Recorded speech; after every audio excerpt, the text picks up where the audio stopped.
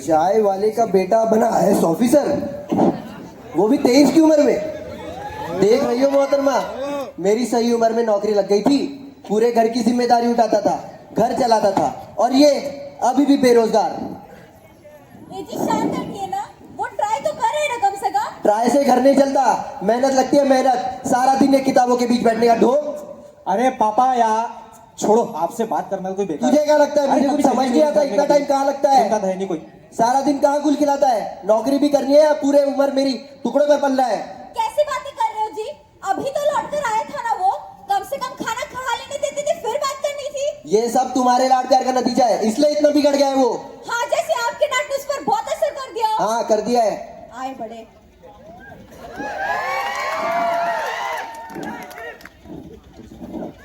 Same उम्र पर वक्त अलग, सिस्टम अलग, प्रेशर अलग। अर्जुन दबाव में आकर अपने कमरे में अभी पढ़ ही रहा होता है, तभी उसकी माँ कमरे में दाखिल होती है।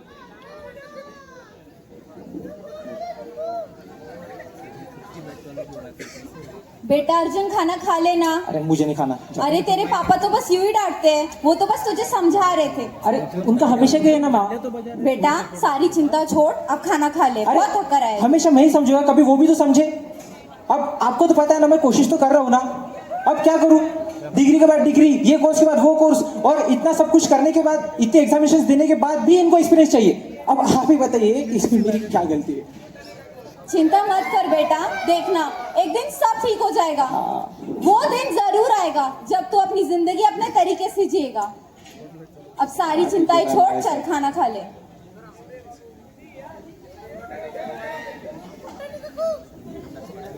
अगले दिन अर्जुन लाइब्रेरी में पहुंचने के बाद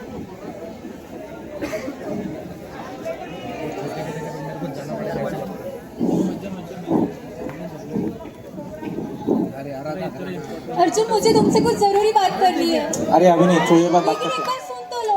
अरे इतने भी क्या कर रहे हो? मैं भागा। अर्जुन, मैंने कहा ना, एक बार सुन तो लो। अच्छा ठीक है, बताओ क्या बात है? घर वाले मेरे लिए लड़का ढूंढ रहे हैं, तुम्हें जॉब कब मिलेगी? अरे तो इसमें मैं क्या कर सकता हूँ? अब एक दिन में तो मेरी नौकरी लगने से रही ना, और मैं कोशिश तो कर रहा हूँ। तुम्हें तो सब दिखता है। मुझे दिखता है, लेकिन घर वालों को नहीं दिखता। उन्हें तो सिर्फ यही दिखता है कि तुम अभी भी बेरोजगार हो। बेरोजगार? बेरोजगार क्या? बेरोजगार बेरोजगार लगा रखा है ये। मुझ पे क्यों चिल्ला रहे हो? उसमें मेरी क्या गलती है? अरे तुम्हें क्या जानबूझ के बेरोजगार हूँ क्या? मैं हर दिन तुम्हारे लिए जवाब देती हूँ, हर दिन, और तुम कहते हो बस और थोड़ा वक्त। अरे तुम समझती क्यों नहीं? मुझे थोड़ा वक्त चाहिए ताकि मैं कुछ कर सकूं, तुम्हारे लायक बन सकूं, तुम्हारे काबिल बन सकूं। लेकिन कब?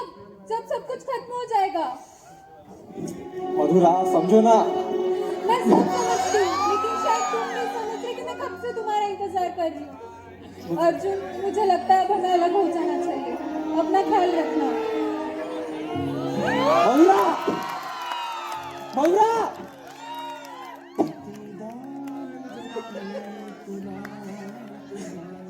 कम से कम तुम तो मुझे समझ जाती मधुरा।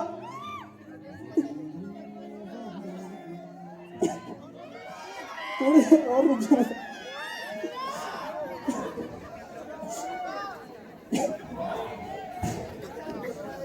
अर्जुन बैठा ही हुआ आता है, तभी उसकी मुलाकात एक ऐसे शख्स से होती है जिसके पास कई फेलियर का एग्जाम्पल होता है, और वो एजुकेशन सिस्टम को भली भांति समझ चुकी थी।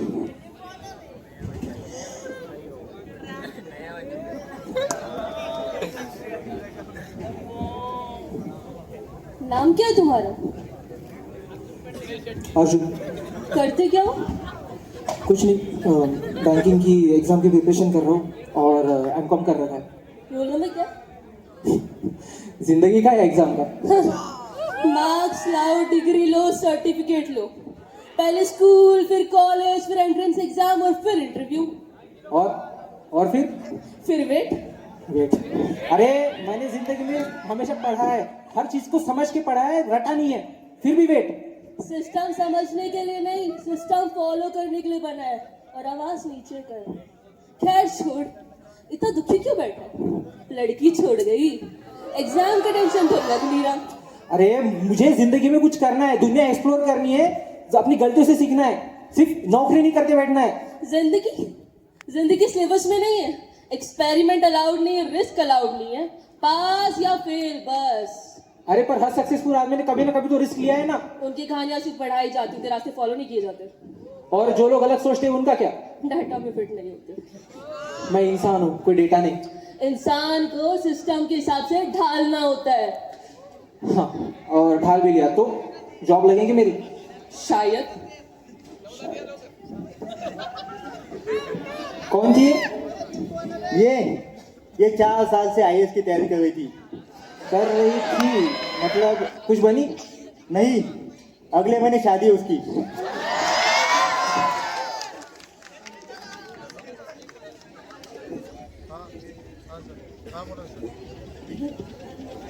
अगला दिन अर्जुन का घर।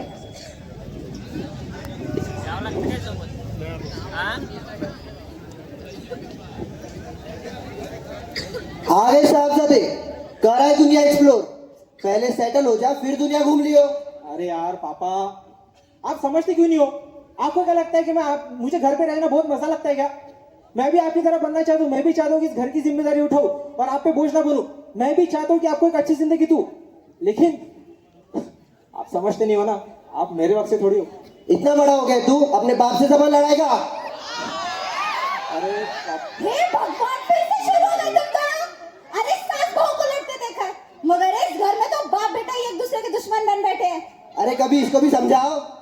देखो, तुम दोनों भी सही हो, मगर ना बाप बेटे को समझना चाहता और ना बेटा बाप की सुनना चाहता है। अरे तो हमेशा मेरी गलती होती है क्या माँ? ए, तू शांत हो, अपने कमरे में जा। हाँ, हमेशा हमेशा कमरे में जा। मेरी बात तो सुननी है ही नहीं। इज्जत तो कुछ होती है नहीं घर में बेटों को। क्या करूं मैं तुम दोनों का? अरे आप शांत हो जाओ, ये हम बाप बेटे की बात है। आपने अपनी बीपी की दवाई ले ली? मेरी दवाई का छोड़ो, आप ये बताओ, आपने कब उससे शांति से बात की?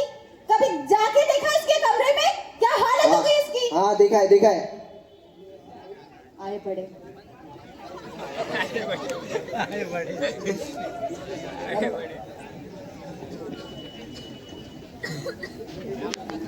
क्या नई नई टेक्नोलॉजी, मेरा फोन चल नहीं रहा बराबर। क्या हो गया है? अभी तो इसको अर्जुन से पूछना पड़ेगा। अर्जुन, अर्जुन बेटा कहाँ हो?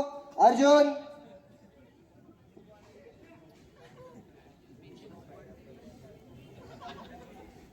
पिताजी कमरे में दाखिल होते और दिखते हैं किताबें जिनके पन्ने पढ़ पढ़ कर घिस चुके थे। कोने में रखी हुई धूल खाती हुई ट्रॉफीज और मेडल्स, दर्जनों रिज्यूमेज। तभी उनकी नज़र बेंच पर रखी हुई अर्जुन की डायरी पर पड़ती है। वो उसे उठाते और पढ़ने लगते हैं। माँ, पापा, मैं थक चुका हूँ। मुझे नहीं पता ये लिखना सही है कि नहीं। मैं 25 का हो गया हूँ और आज भी आप पर ही डिपेंडेंट हूँ। डिग्री है, पढ़ाई है, कोशिश भी की, लेकिन फिर भी कहीं पहुँच नहीं पाया। हर रात सोते वक्त सिर्फ एक ही सवाल होता है, मैं कभी कुछ बन पाऊँगा? प्यार में भी हार गया हूँ, करियर में भी अटका हूँ। कभी कभी लगता है जैसे सब कुछ एक साथ बिखर गया हो। मुझे नहीं पता नेक्स्ट स्टेप क्या है, कौन सी जॉब मिलेगी या मिलेगी नहीं। शायद कल नहीं, पर किसी दिन मैं ज़रूर कुछ बन के दिखाऊंगा। माँ, पापा, I'm very sorry। आपका बच्चा।